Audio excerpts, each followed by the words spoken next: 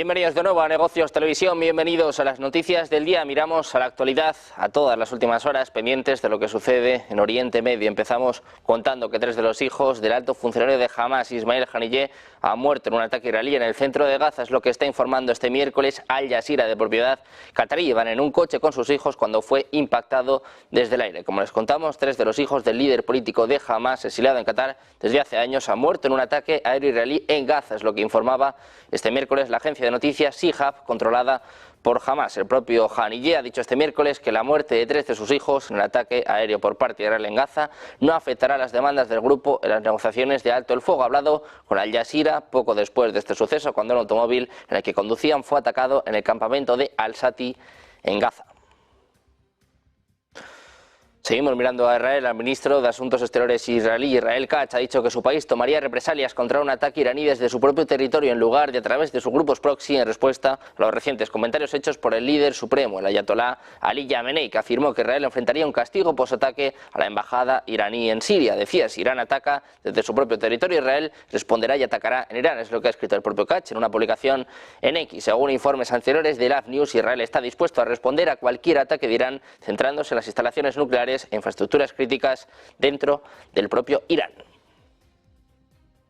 Precisamente miramos a Irán. Las palabras del líder supremo iraní, el ayatolá Ali Khamenei, ha subrayado este miércoles que el ataque de Israel a la embajada iraní en Siria debe ser castigado y que será castigado. Dice, el consulado en cualquier país es como el territorio de ese país. Cuando Israel ataca a la embajada iraní es como si estuviera atacando nuestro suelo. El malvado régimen cometió un error y debe ser castigado, y así será. Es lo que decía Khamenei durante la oración de Eid al-Fitr en Teherán. Tanto Siria como Irán culpan a Israel por el ataque que se cobró la vida de 7 miembros del cuerpo de la Guardia Revolucionaria Islámica. Sin embargo, Israel no ha reconocido oficialmente aún su papel en este ataque.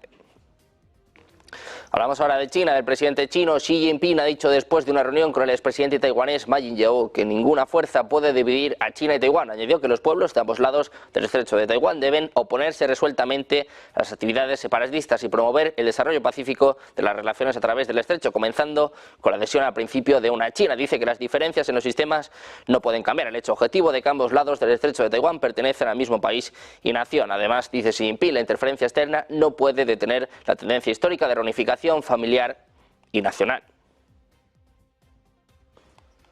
Hablando de China, ha afirmado este miércoles que no aceptará críticas o presiones por sus relaciones con Rusia después de que Washington advirtiera a Pekín que deberá rendir cuentas si Moscú logra avances en Ucrania. Decían que China y Rusia tienen el derecho de mantener una cooperación normal, económica y comercial. Es lo que apuntaba la portavoz de la Cancillería, Mao Ning. Dice que en este tipo de cooperación no debería haber interferencias y que China tampoco va a aceptar críticas o presiones. Les contamos ahora que Rusia dice que el objetivo de los ejercicios de Australia, Filipinas, Estados Unidos y Japón en el mar de China Meridional es la expansión de la OTAN. Es lo que apunta la portavoz del Ministerio de Asuntos Exteriores ruso, María Zaharova. Desafortunadamente, dice, el objetivo es exactamente el mismo, la expansión de la OTAN, también en otras regiones del mundo. Es lo que respondía a una pregunta correspondiente. Según ella, la mayoría mundial entiende que esa expansión de Occidente no tiene como objetivo garantizar y fortalecer la seguridad regional, sino exactamente lo contrario. El Ministerio de Defensa de Filipinas informa anteriormente que Australia, Estados Unidos, Filipinas y Japón han realizado simulacros en el mar de China Meridional para mejorar la compatibilidad operativa y táctica entre los ejércitos. Miramos ahora a Estados Unidos. A su presidente Joe Biden y el primer ministro japonés Fumio Kishida han firmado más de 70 acuerdos en su reunión de hoy. Es lo que informaba este miércoles el diario Nikkei. Apuntaba que este es probablemente el conjunto más grande de resultados sustanciales y significativos que han visto de este tipo. Es lo que apuntaban los periodistas un funcionario estadounidense anónimo. Kishida llegó ayer a Washington para realizar una visita de Estado. Según el informe, algunos de los acuerdos se referían a modernizar la estructura de mando de su alianza y permitir la coproducción de armas, incluida la formación de un consejo industrial militar para evadir las oportunidades de cooperación en la industria de defensa. El presidente de Estados Unidos, Joe Biden, ha asegurado que están estudiando poner fin a la persecución del programador y fundador de Wikileaks, Julian Assange, tal y como ha solicitado el gobierno australiano, que pide además que pueda regresar al país. El presidente de Estados Unidos ha dicho este miércoles, hace apenas unos minutos, que está estudiando la petición de Australia sobre el procesamiento del fundador de Wikileaks, Julian Assange. El primer ministro australiano, Anthony Albanese, en febrero llevó a cabo una moción en la Cámara Baja del Parlamento en el que se pedía el regreso de Assange a Australia. Por su parte, que las autoridades de Estados Unidos están intentando extraditar al propio Assange desde Reino Unido a Estados Unidos, donde se le reclama por cargos penales relacionados con la publicación por parte de Wikileaks de grandes cantidades de archivos militares y cables diplomáticos confidenciales de Estados Unidos. Miramos ahora de nuevo a Estados Unidos, a Joe Biden, y es que Wall Street Journal señalaba que los pequeños vehículos aéreos no tripulados de la mayoría de las nuevas empresas estadounidenses no han logrado demostrar su valía en combate, disipando las esperanzas de las empresas de que una insignia de prueba de combate podría generar ventas. Y atención, también son malas noticias para el Pentágono, que necesita un suministro confiable de miles de pequeños vehículos aéreos sin tripulación. Wall Street Journal señalaba que las empresas de Estados Unidos carecen de una presencia significativa en la Primera Guerra, en la que los pequeños drones desempeñan un papel fundamental. Los vehículos aéreos no tripulados fabricados en Estados Unidos tienden a ser costosos, defectuosos y complicados de reparar.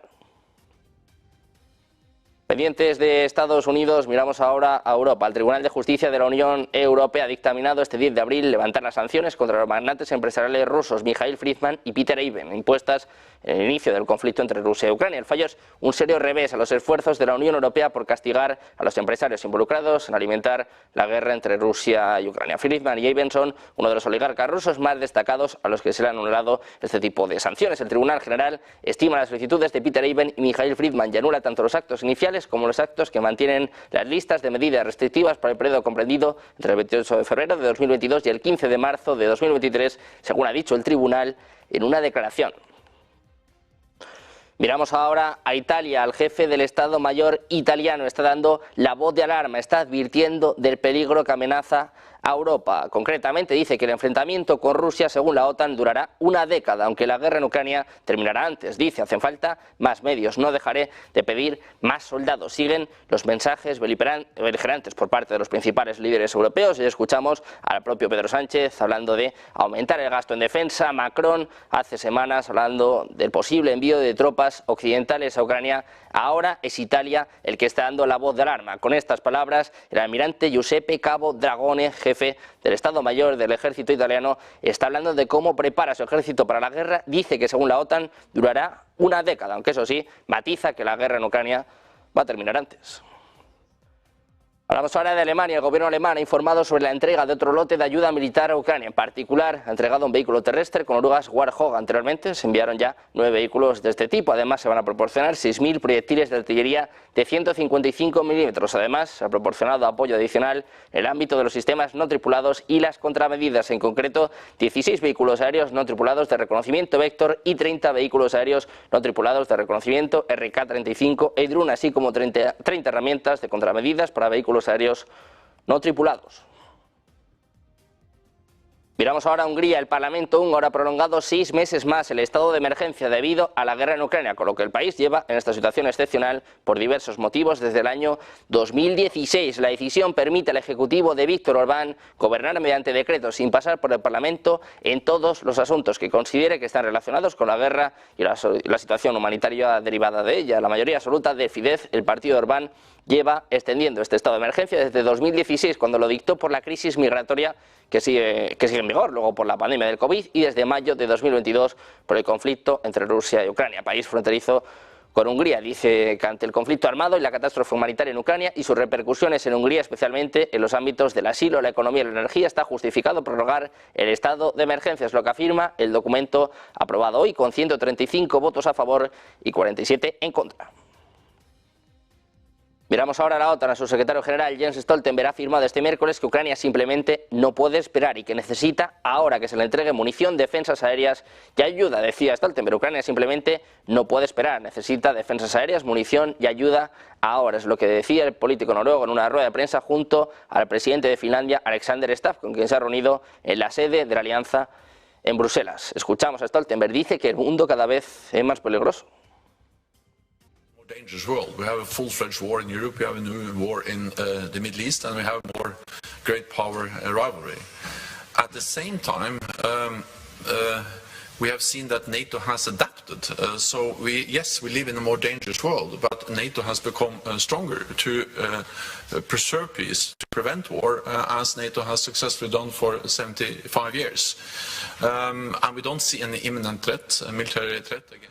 Stoltenberg ha recalcado que la situación en el campo de batalla es difícil para Ucrania y que los atrasos en la financiación de respaldo a Kiev están teniendo consecuencias directas cada día sobre el terreno. Dice que los retrasos en las entregas de defensa aérea permitirán a los misiles rusos alcanzar más objetivos y los atrasos en la entrega de munición permitirán a Rusia presionar en primera línea de batalla.